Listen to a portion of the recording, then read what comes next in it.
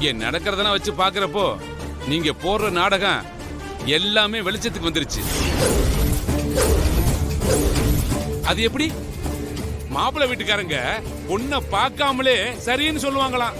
இப்ப திடீர்னு பொண்ணு வேணான்னு சொல்லுவாங்களாம். இவங்க உடனே அந்த பொண்ணுக்கு வாழ்க்கை கொடுக்கிற மாதிரி கஜேந்திரனை வச்சு தாலி கட்ட வைப்பாங்களாம். பிரமாதமா இருக்கு உங்க நாடகம். வாய முடியா, நீ எல்லாம் ஒரு மனுஷனா?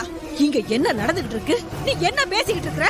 எலெக்ஷன்ல ஜெயிக்கிறதுக்கு துப்பு இல்ல, அந்த கோவம். நீ எங்க வீட்டு பொண்ணு உன் பையனுக்கு கேட்டு வந்தப்போ நாங்க அதுக்கு சம்மதிக்கலங்கிற பொறாமையில நீ வாய்க்கு வந்தபடி எல்லாம் பேசுவ. அதெல்லாம் உண்மையாயிடுமா?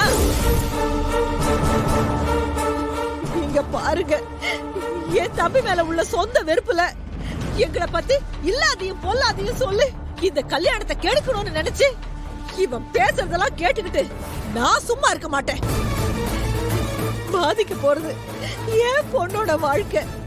அவளுக்கு நல்லது நடந்தே ஆகணும். அதுக்காக தாங்க இந்த ஏற்பாடெல்லாம்.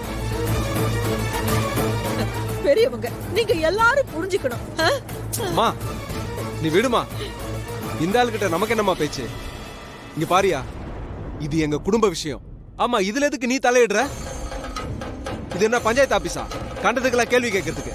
ஆமா, முதல்ல உன்னை யார் இந்த கல்யாணத்துக்கு வர சொன்னது? ஒழுங்கு மரியாதையா அடி வாங்காம ஓடி போயிடு. என்னது அடிப்பியா? நீ அடிச்சா நான் வேடிக்கை பார்த்துட்டு இருப்பனா? என்னங்க ஊர்க்காரங்கள, என்னமோ லட்சுமிய இந்த ஊரோட அதிர்ஷ்ட தேவதைன்னு சொல்லி எல்லாரும் தம்பட்டு அடிச்சிங்க. இன்னைக்கு அந்த பொண்ணோட வாழ்க்கைய இந்த குடும்பமே சேர்ந்து கெட்டு குட்டிச்சோறாக்கிட்டு இருக்கு. நான் ஒருத்தன் கேட்டா பத்தாது, நீங்க எல்லாரும் வாய பொத்திக்கிட்டு இருந்தா என்னையா பிரயோஜனம்?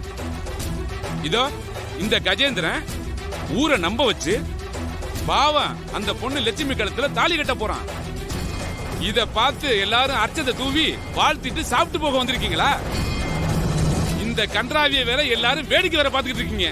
உங்களுக்கு எல்லாம் வெக்கமா இல்லையா? யோ, ஒழுங்கு மரியாதையா இங்க இருந்து ஓடிடு, இல்ல அசிங்கமாயிடும். பாத்துக்க, என் மாமனை பத்தி பேசி என் வீட்டு கல்யாணத்தை நிறுத்த பாக்குறியா?